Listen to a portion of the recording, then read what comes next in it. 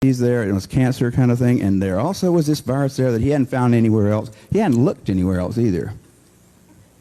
You know, and that didn't bother Bob. He announced that he had found the cause of one kind of cancer, which was supposed to help him get another $500,000 grant from the federal government the next year, because he'd published something finally of all these people that were at the National Cancer Institute trying to show that viruses could cause cancer. He was the only one that had shown it. And the reason he was the only one is because he didn't believe in the scientific method. He didn't even think about the fact that you can't pin causality just on the fact that the two were there together. I didn't cause you. We're here together. What about all these other people, I could say? Maybe he caused me. Maybe all of you caused me. I don't know. But if I say, she caused me because we're here together, everybody would say, fuck that.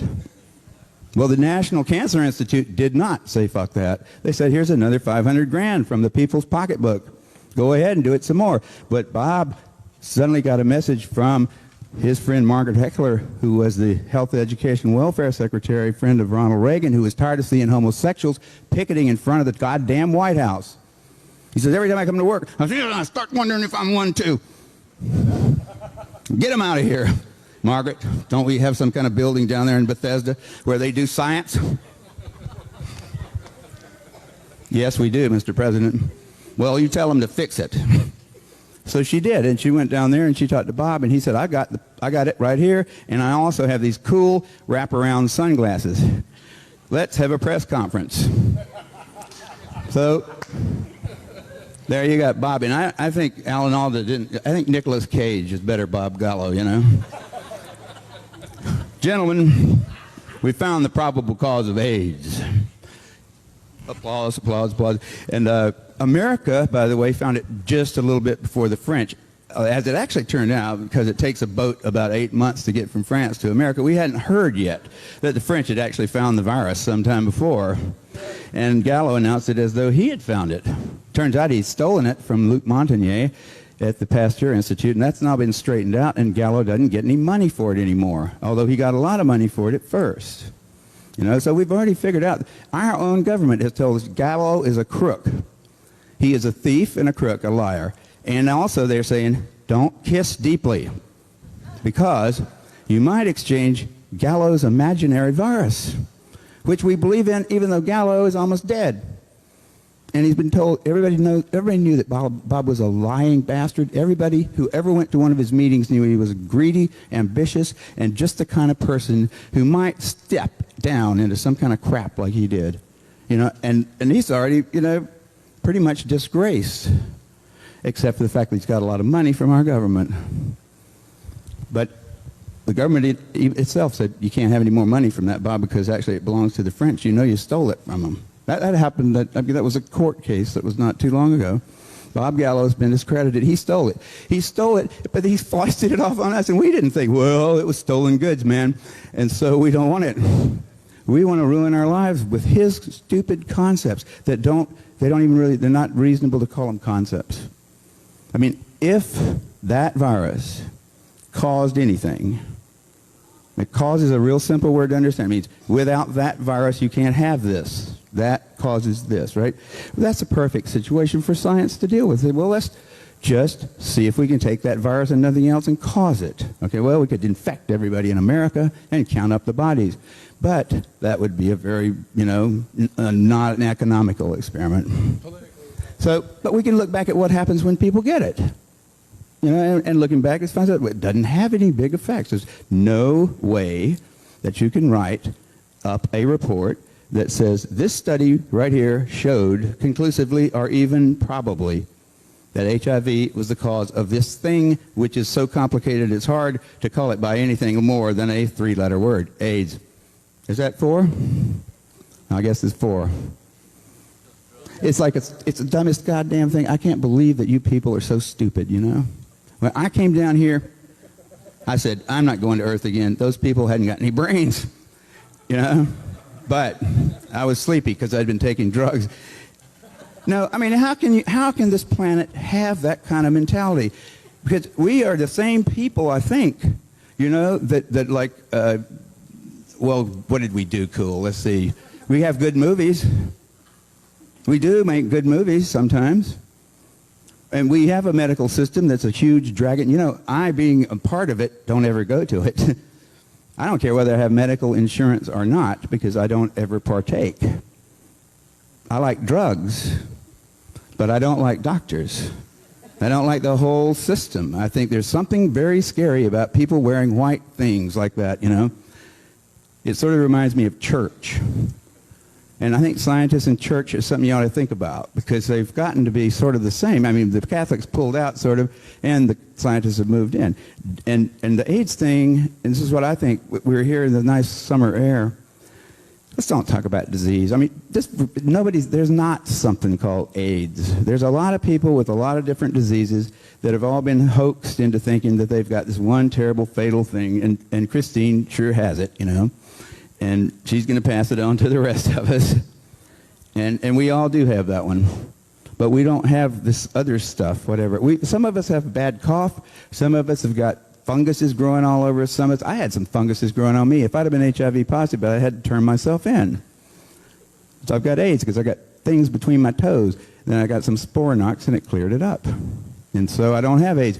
I may have HIV. I never checked. I wouldn't either. You know, I wouldn't either. I wouldn't really try to figure out if I'd ever been a member of the Communist Party either in the 50s. I would have said, I don't think I was. And I'm certainly not going to want you checking it right now because I'm applying for a job. It's the same kind of thing. It's a terribly purgative kind of a thing. And it is, and like people talked about how the test doesn't work and all that stuff. But you know, all the details about whether things work and whether it all fits together, whether hemophiliacs really have AIDS or whether they just have an immune suppression thing, whether Africa is still afloat when it should be all dead people stacking up the last of them there should be stacking up the corpses of the rest of them. Haiti should have been totally wiped out. All of us, there should be 20 million of us with AIDS by now. See, all the predictions turned out not to be true, didn't they? They still have the old beast. They also still have in California, I think, an association, a bunch of goddamn bureaucrats worried about the drought, worrying about whether my shower is going to run or not, how fast, and all, whether I can get 2.5 gallons. We got those guys at the same time as we get federal money for floods. And last time I checked the reservoirs down in San Diego, they were pretty full. But I still can't take a shower legally. You have to drill the little thing out. They put something in there, right? That's the government puts it in there to protect us from being thirsty in the year 2070. But it's part of government. They've also told you. See, they don't really have a reason for being, do they? What do? Make up one. Think of something to scare people, same as scientists. They don't have a reason for being. You don't need them. I mean, you need some technician-type people. You need some engineers to make better stuff to work with, to play with. But you don't really need somebody telling you about the deep mysteries of the universe, unless maybe Carl Sagan once a week. But, like, you don't really need us. But you worry that maybe if you don't have us, used to at least, the Russians might get there first or something like that. They're gone. So then what are we going to have to deal with? Nature. The big threat is that we're destroying the planet, and you need the scientists now to tell you why and how you can stop it. And the plague is such a great little thing to pull. I mean, polio had worn thin, admit it. The CDC, nobody even knew what the hell the CDC was in 1975. And by 1980, their budget was definitely under review. And the head of the CDC says, there's a memo intercepted by the Freedom of Information Act, and this guy says, we need a plague. A plague is what the CDC needed, and that's what they got. And now they're already warming up the next one. They're talking about Ebola virus like it was something brand new that had happened because of the ecological crisis in Africa, and it was going to get us. And we have to be ready to mobilize the CDC, put their uniforms on. You know, those guys have uniforms. They have uniforms. They don't wear them, but they have uniforms. In fact, when that critter with the funny beard was the head of he's like our big doctor, the big doctor in Washington, Coop, yeah, he said we're going to have to wear the uniforms at least once a week because keep people reminded that we're Army. Those guys are crazy. I mean, they are. They really are crazy, and the things that they dream up are stranger than things that would make good movies. They're just, you know, this virus is mad because we've encroached on its habitat, so now it's going to come out and get us? Well, they don't have legs.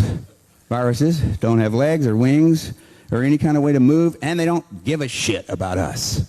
And they don't care about their environment. They never heard of that. And they're just sitting there in some place, and they've always been there, and they always probably will, lurking around, but they're not after us. And we're not making a mess out of this earth either. We aren't. We're an arrogant little bunch of naked apes. That's all we are. And we're crowing about this horrible disease that's decimating our planet and paying all these people fortunes and taking poisonous things. I mean, we're dumb. Why would the viruses care about us? I mean, maybe they care about the whales. I bet you if there's any problem on the planet now, it's the ants. Okay, because, I mean, and I'm straying afield here, but I'm telling you, we're not just talking about the details of the HIV positive test or this pretty little invention of mine that fixed me up good. I mean, if you don't like it, it certainly set me up. I mean, I didn't do it. I had no idea about AIDS at that point. I was thinking about other things, but it did fit right into there, and I liked having done it, but it's like everybody else has got to have their own kind of thing like that. Tell us how you found out, how found out what? The work you were doing for the LA Blood Bank. You mean how I discovered that there was no evidence that there was HIV? Yeah. That HIV caused AIDS? Okay, this is my personal story, but I mean, the general fact is there isn't any, and you can check it yourself. You can go to the internet, and you can say, AIDS, cause, return. Go on Alta Vista or something like that. Bang, you'll get papers. The first 20 hits you get, out of those there will probably be about 6 or 7 that suggest that there is no evidence, okay? There will be not a single one that suggests that there is evidence for a causal relation between those two things. Now, when I was working down the street here, it was down that way, down toward Michigan Street, a place called Specialty Labs, I was working for those guys 3 or 4 days a month, and I was setting up tests to look for viruses like HIV in the blood supply for LA. And since there were so many people in LA, there was going to be it was a pretty hard to see how are you going to test all the it's about 1,000 bottles every day. So we had put a lot of effort into it, and we've been successful, and I was having to write that up for the people who had paid for it, which is your representative government. And I was writing this little paragraph, and I said, well, I've got to explain why we were doing it in the first place. So I said, well, HIV is the probable cause of AIDS. That was my first sentence, because I thought it was, because that's what I'd heard. And I hadn't questioned it. I just heard it. I said, well, if all these people think that's true, there's probably evidence back there somewhere that suggests it. And so I asked somebody, what reference, what little work of scientific reporting should I quote so that somebody interested in finding out why I thought that could find out himself. The guy said, well, the guy that I asked was the wrong person to ask. He said, you don't have to quote that. You don't have to say anything. Everybody knows it. I said, well, I don't know why I know it. I just know that I heard it. And in a scientific thing, it's a lot different from a movie where all you have to do is have a character say something you want to have as a fact.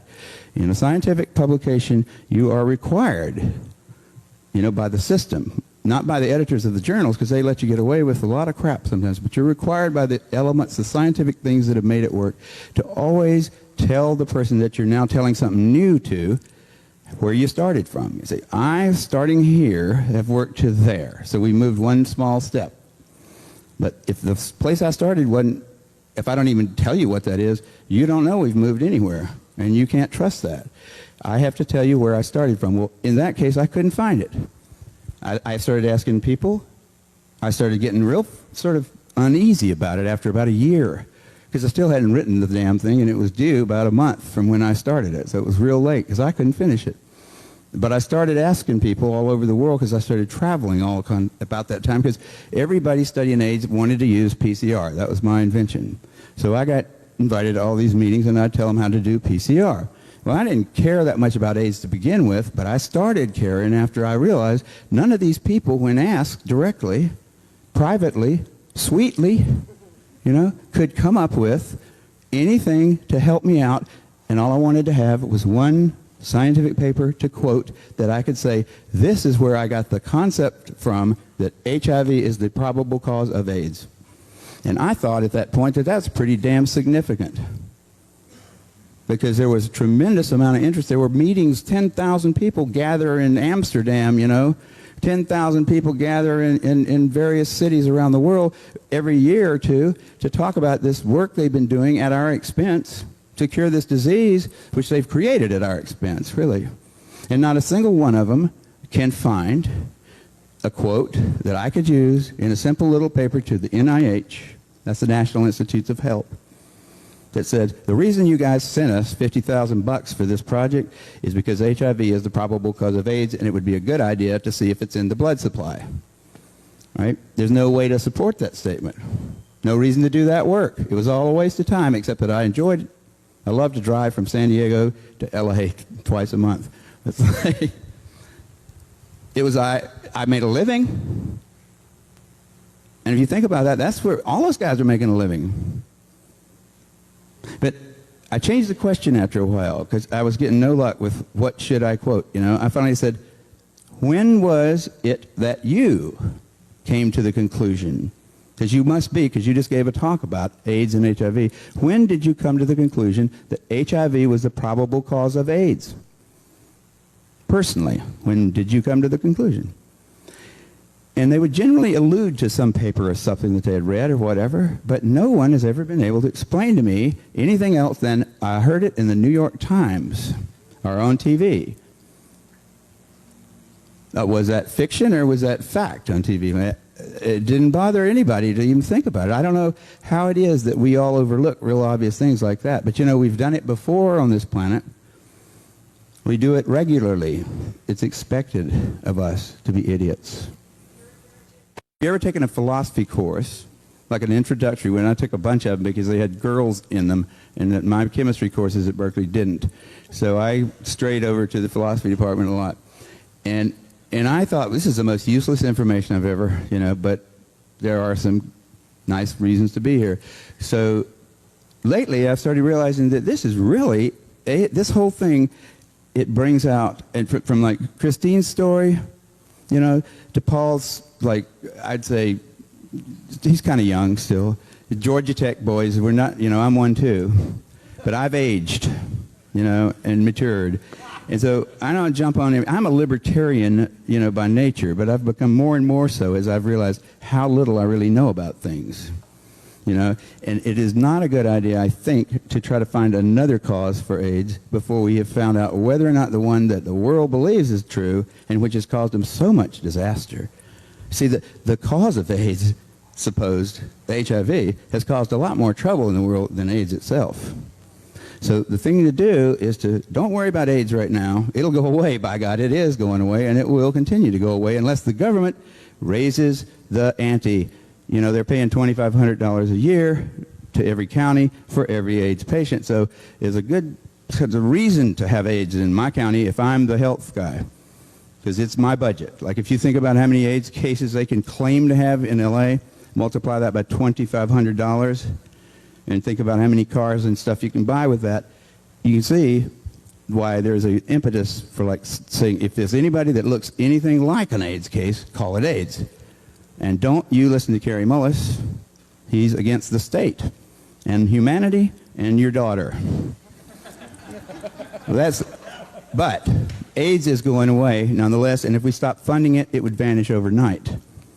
HIV, however, is something we can detect, and people can make money for detecting it. And as long as when they detect it in someone, that person is pretty much cast into an incredibly bad place in which they will be injected with or coerced to take hideous drugs. Their children will be taken away from them if they won't do it to them. I mean, that's the side of it that we need to worry about. It doesn't make a damn what causes AIDS, really. But the question that we should be asking is, why have we decided that having HIV makes you our favorite Jew, nigger, smoker, whatever we want to jump on, right? You're the perfect one because you brought it on yourself while your lascivious behavior. Something like that. See, we need something like that because, by God, they took away all of our other things like that, didn't they? Those goddamn Democrats. You know, you can't call people names anymore, except you can say they're HIV positive, and you can tell your kids, if you don't eat your cereal, you'll grow up to be HIV positive, and all that stuff. I mean, we're using, that's the thing I think we ought to think about here, not whether or not AIDS is caused by it or not, but even if it were caused by it, how do we deal with something like that when maybe it's causal for the very few people that actually get it? See, the people that get AIDS are a very small group compared to the people that have HIV. It may be causal for those people that get it, but it may be that the rest of them just don't have the right chemistry to get AIDS when they get HIV. That's a possibility, which means that that AIDS is kind of a genetic heritage that makes you susceptible to some virus that most people can tolerate quite well. That's an alternate hypothesis. Given that that's true, is it fair to stigmatize all of the 99% of people that have HIV but don't have AIDS with the concept that they are going to die and that you better give them some lethal drugs to hasten the process and get them out of the place? I mean, is that all right? I don't know. Maybe if you're homosexual, you should just be killed right away, too, because, you know, you might have it, right? You might have it. We got to check you for it right away. Yeah? Yeah? They didn't do that to you, did they? Or you're just lascivious. So am I. I hadn't had one because I don't go to them. You know, you shouldn't go to those people. You know, you go to witch doctors, they're going to put a hex on you. And if you can prove in your mind that our doctors aren't witch doctors, then look at the definition of witch doctors and see if it doesn't fit. I mean, if you want to go to those people, go ahead, but don't expect them to treat you well. You know, why would you think that they're going to treat you well? That's a neurotic claim. We all know that lawyers don't treat you well, don't we? Do you come on? My lawyer is so bad, he sends me a bill. You know? He sends me more. I mean, he tries to take me for a ride. We know that about them. We know that about ourselves. Don't lay yourself at the feet of somebody just because he puts on a white robe and makes statements in Latin. It's not that medicine doesn't have some good things going for it. They've got drugs, that's for one thing. Sometimes those are useful, but they're not made by those guys. Those guys don't even know how to write the structure of those drugs. Those are made by chemists. You know, we don't go to chemists to find out whether we should pee at the right places or have sex in this way or that, you know. Chemists don't know either. The doctors certainly don't know. I mean, we are living in a pretty weird planet here, but it shouldn't be that weird. It really shouldn't. You go to one profession to get the products from another profession. And the one profession tells you all that stuff about them. They don't know anything about them. The other one doesn't sell them to you. They sell them to those. You know? I mean, it's a funny kind of a thing going on there. A chemist who makes AZT himself can't go out and buy some to take. Same thing with any other drug. The chemists are making them. The chemists don't get to prescribe them. Why don't the doctors make them? Because they don't have the sense. They don't know how to do it. The doctors don't know how to make drugs. They buy them. And if they've got anything else, I'd like to see it. You know, what has changed? What is the difference between our medical people and witch doctors? It's drugs. Now, they don't make them. They have an economic way of like being the only people that can give them to you, and they make money out of doing that, and they act so cool, you know? But they really are a worthless bunch of bastards if you're sick. Do you believe that there is a rise since the 80s in immunodeficiency syndrome, whether or not all be labeled under the blanket of AIDS, or whether or not HIV necessarily be the cause of it, but that certainly there is something that is attacking the immune system and killing people, or do you believe that it's no more than is ordinary or that has always been happening? For one thing, I've never been able to quite figure out what an immunologist is talking about when he describes the condition of having antibodies to some foreign virus as being an immunodeficiency. I mean, do they mean that you can't make antibodies anymore? Do they mean that your immune cells are dying off? If your CD4 cells are, in fact, useful to you, maybe they're right. Nobody has really shown that CD4 cells are necessary. So I don't even know if immune deficiency is the way I would talk about the changes in the ratios of CD4 markers on immune cells or CD8 markers. That's what they usually measure. Nobody had ever measured that before the 1980s, and nobody's ever shown that that alone really has any kind of clinical significance. It may be that they just go up and down like the tides, and it's really not something to get all upset about. As soon as somebody puts a limit on it and says, if you got less than 200 CD4 cells, you're sick, and then they start giving you drugs that kill your CD4 cells, that could have the effect of making it look like it was a bad thing in the first place. But as far as what are all those little funny diseases, like cryptococcus and pneumocystis carinea and Kaposi's sarcoma and those kind of things that we've lumped under this term AIDS, and also uterine cancer that's been stuck under there. Except for uterine cancer, which I think was kind of like a very transparent, like the motive there was transparent. We need some more women with AIDS, right? So that was a good way to get some women. But except for that one, I say all those other things, really, the way they came about in the 80s and the late 70s were as a result of a fairly experimental lifestyle, okay? What particular aspects of that lifestyle caused them, I don't know. It's hard to figure it out. For any one of them, if you were to really pursue it and say, I'm going to figure it out, why that one? Why pneumocystis carinea ever happened? If you could disentangle it from all the rest of them and get some research funding to try to find out why certain people die these days of pneumocystis carinea, you probably could. It's probably just another goddamn disease. It was a result, probably, of a type of a life that had not been lived too much in the 40s and the 50s and the 60s, and probably not much ever before. Whether it was the drug use, the lack of sleep, the poor nutrition, the tremendous number of contacts with other humans, and sexual contacts is simply the least of those, by the way. The gregarious contacts of any kind with human beings will get you the flu.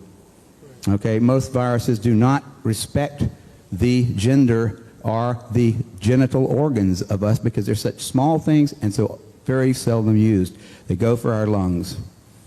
Okay, I mean, that's one of the first things they made the mistake. I said, why do they think it's just venereal? Because we don't know any viruses that are. And viruses, you know, they don't live here because they're fat and rich. They live here because they're lean and clever. And if you go for the genitals when you could be going for the lungs, you're a pretty dumb virus.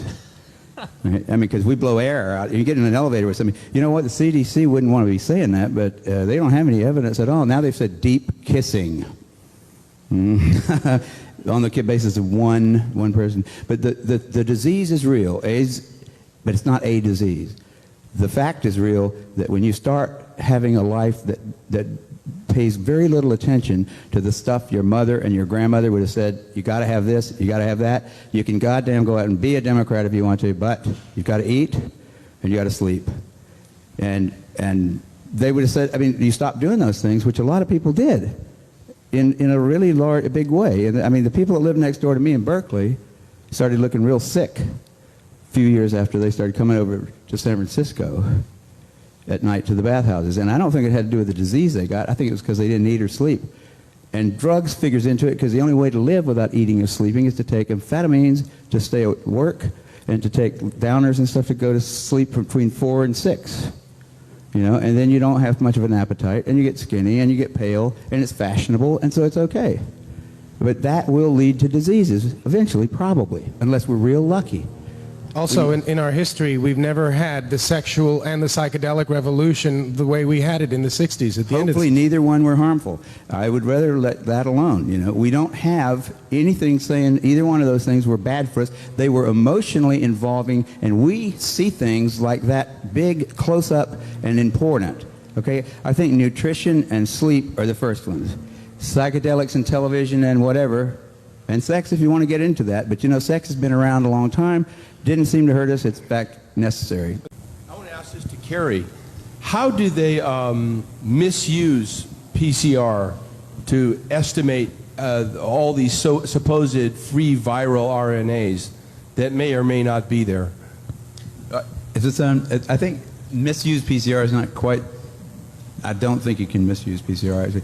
No, the results, the interpretation of it. See, if you can say, if they could find this virus in you at all, and with PCR, if you do it well, you can find almost anything in anybody. It starts making you believe in the sort of Buddhist notion that everything is contained in everything else, right? I mean, because if you can amplify one single molecule up to something that you can really measure, which PCR can do, then there's just very few molecules that you don't have at least one single one of them in your body. Okay, so that could be thought of as a misuse of it, just to claim that it's meaningful. But the real misuse of it is that you don't need to test for HIV. You don't need to test for the other 10,000 retroviruses that are unnamed, also in the subject. See, somebody that's got HIV generally is going to have almost anything that you can test for, because they have definitely been. HIV is a fairly rare virus. There's only 1 million of us out of 250, 300 million people in America that have that virus. So you have to get around. Either your mother had to have it and pass it to you, or you have to really be paying a lot of attention to people that do have it and paying only attention to them and get a pretty good chance of getting it that way. It's hard to get it. But if you have it, there's a good chance you've also got a lot of other ones. Because you've been in the market for them. It's been possible for you to get a lot of. To test for that one and say that has any special meaning is what I think is the problem. Not that PCR has been misused. It's like. Is it an estimation? It's not an estimation. No, it's a really quantitative thing. It tells you something about nature and about what's there, but it allows you to take a very minuscule amount of anything and make it measurable, and then talk about it in meetings and stuff like it is important. See, that's not a misuse, that's just sort of a misinterpretation. I read a paper by Duisberg in which he said even after all these PCR, this quantitative PCR, that if you just get down to a basic virological count, it's still 1 in 1,000 to 1 in 10,000, HIV in 1 to 1 in 1,000, 1 in 500 to 1 in 1,000 T cells. It is. No, there's very little of what they call HIV, and what's been brought out here by Philpott and Isai already. The measurement for it is not exact at all. It's not as good as our measurement for things like apples. An apple is an apple. You know, you can get something that's kind of like, if you got enough things that look kind of like an apple and you stick them all together, you might think it's an apple. But and HIV is like that. Those tests are all based on things that are invisible, and the results are inferred in a sense. PCR is separate from that. It's just a process that's used to make a whole lot of something out of something. That's what Also, it is. But it's not. It doesn't tell you that you're sick, and it doesn't tell you that the thing you ended up with really was going to hurt you or anything like that. That's what it's not. So even if you believe in HIV, it can't tell the difference between virus particles or active live virus. I mean, there's a lot of questions involved in this.